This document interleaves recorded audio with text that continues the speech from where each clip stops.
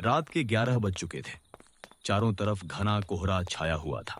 गांव की कच्ची पगडंडी पर नकुल और समीर अपनी मोटरसाइकिल खराब होने के बाद पैदल चल रहे थे। दूर दूर तक कोई रोशनी नहीं थी, बस गीदड़ों के रोने की आवाजें सन्नाटे को चीर रही थी। यार समीर, मैंने कहा था ना कि शाम होने से पहले निकल चलते हैं। अब देख, इस सुनसान रास्ते पर पैदल मर रहे हैं। भाई चुपचाप चल, ये रास्ता बबूल के झुरमुट से होकर गुजरता है। गांव के लोग कहते हैं कि यहाँ रात को छलावा घूमता है। छलावा? वही जो रूप बदलता है?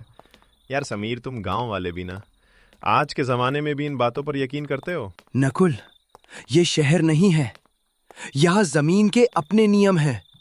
बस एक बात याद रखना, अगर कोई पीछे से आवाज दे तो मुड़कर मत देखना, और अगर कोई जान पहचान वाला दिखे तो पहले उसके पैर देखना। चलते चलते उन्हें रास्ते के किनारे एक छोटा सा आग जलता हुआ दिखा।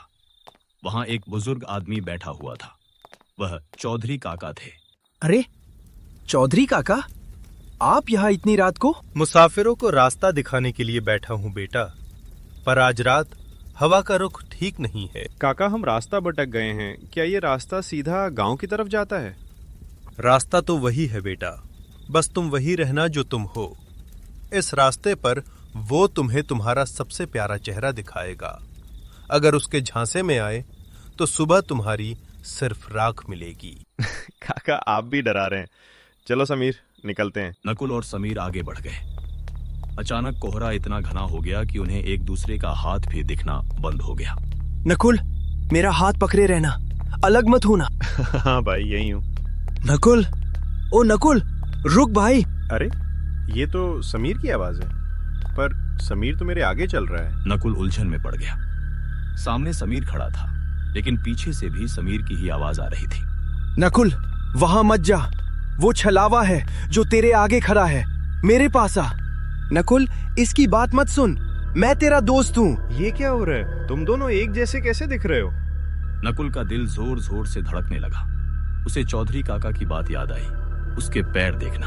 समीर, जरा अपने पैर दिखाना। नकुल ने देखा कि सामने वाले समीर के पैर बिल्कुल ठीक थे, लेकिन जैसे ही उसने पीछे मुड़कर देखा, उसकी रूह कांप गई। पीछे खड़े समीर के पैर घुटनों से पीछे की तरफ मुड़े हुए थे और वह जमीन से 2 इंच ऊपर तैर रहा था। पहचान लिया? पर अब बहुत देर हो चुकी है नकुल। नकुल भाग, पीछे मत देख, नीम के पेड़ की तरफ भाग। नकुल और समीर जान बचाकर भागने लगे, लेकिन छलावा हार मानने वाला नहीं था। वह कभी नकुल की माँ की आवाज में रोता तो कभी उसके पिता की आवाज में उसे डांटता। बेटा नकुल, रुक जा, देख मुझे चोट लगी है। क्या तू अपनी माँ को यहाँ अकेला छोड़ देगा? माँ?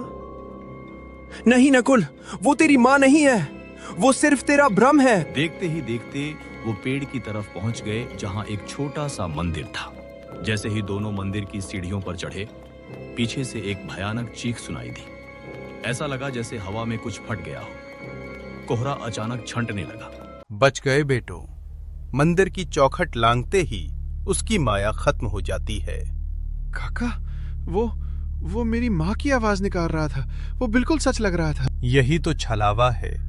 वो तुम्हारे डर से नहीं, तुम्हारी भावनाओं से खेलता है। आज तुम बच गए क्योंकि तुम्हारा दोस्त तुम्हारे साथ था। अकेले होते तो वो तुम्हें अब तक झुरमुट में खींच चुका होता। सुबह हुई। सूरज की पहली किरण के साथ ही वो रास्ता बिल्कुल सामान्य लग रहा था। नकुल अब शहर लौट चुका है, लेकिन आज भी अगर उसे रात में कोई पीछे से आवाज देता है तो वह मुड़कर नहीं देखता, क्योंकि उसे पता है कि हर आवाज इंसान की नहीं होती। कुछ आवाजें छलावे की भी होती हैं।